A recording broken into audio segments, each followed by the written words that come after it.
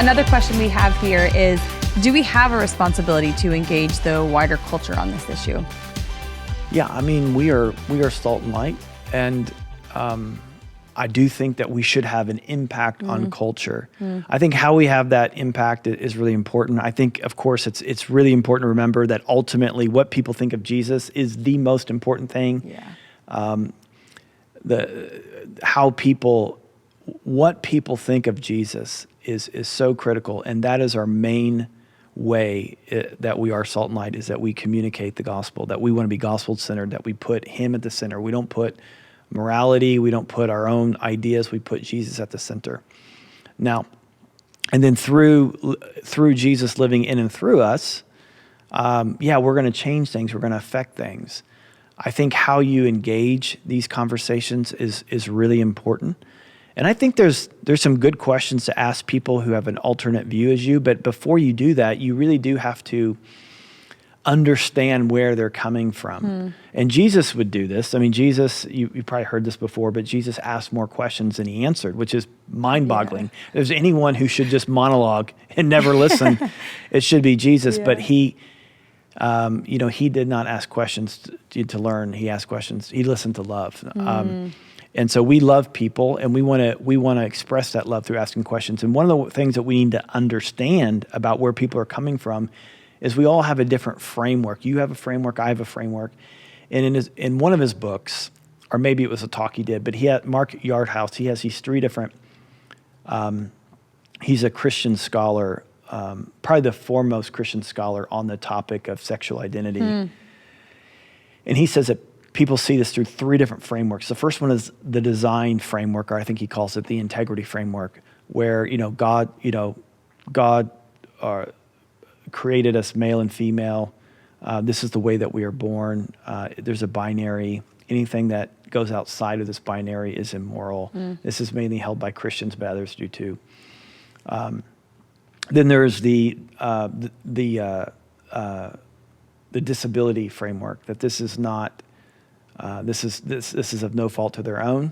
This is not immoral. This is something that needs to be treated with lots of compassion. And then there is the diversity framework, which is, this is like, not only is this not immoral, it's not a disability. This should be celebrated. So I don't want to view this as a design thing that's immoral, but I don't want to view this as a disability thing either. This is not a disability. This is who I am, and this should be celebrated. Or this is who they are, and this should be celebrated. I mean, I even felt this a little bit when I did my talk on Sunday. It's like, as I'm talking about, we should have compassion for people with gender dysphoria. Some people would say, no, that we shouldn't have compassion. We should be celebrating this. And so understanding what framework people have in this conversation is going to make a world of difference, because if you don't do this, you'll end up in a shouting match. And so I don't know if you ever talked to someone who didn't speak English, and what you end up doing when they don't understand what you're saying, you just talk louder and slower, and that doesn't actually work. But often as Christians, that's what we do. Yeah. We talk louder and slower. Like, how come people don't get our message? Is because they don't see things the way you see them. And until you get into a posture of learning and understanding, it's going to be really challenging to have this conversation on a one-on-one basis, as well as in the larger cultural issue. Jesus said that in this world that you're going to have trouble, that we are going to be like sheep among wolves, and we're going to feel vulnerable. And I think Christians feel vulnerable, and they want to impact the wider culture. Jesus did said that we would be light, we would be salt, that we would be like lights that pop out in the midst of a crooked generation, that we would be an alternate way of being human, and that we would put on the display of his design. And I think that's the main way that we impact the wider culture, is that we allow Jesus to live in and through us, and that we put his beauty and glory on display in our marriages, as singles, the people of God, and in all thoughts of life, that we put on an alternate way. And Jesus says that in your hearts revere Christ as Lord, and be prepared to give a defense for the hope that you have in you, but do so with gentleness and respect. And so I believe that means that we're going to have opportunities to express the hope that we have.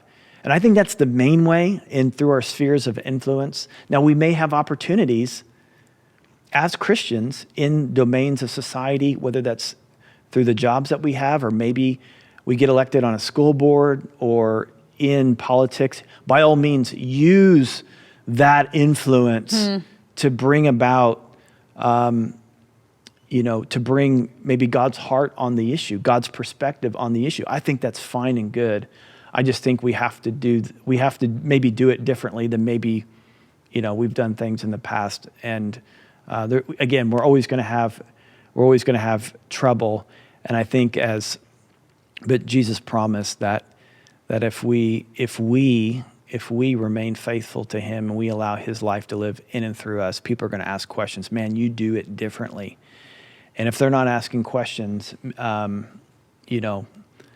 maybe we're doing something wrong. We're not being friendly. We're not being engaging. We're not being loving. We just want our agenda to be put on them.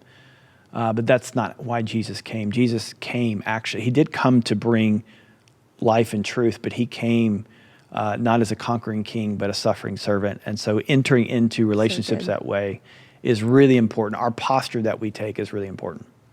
I love what you said, Bryan, that Jesus listened to love. And I think that's something we all can grow in doing. So thank you again for taking this time, for answering these questions and encouraging us to continue this conversation and making sure that we are led to both the love of Jesus, the hope of Jesus.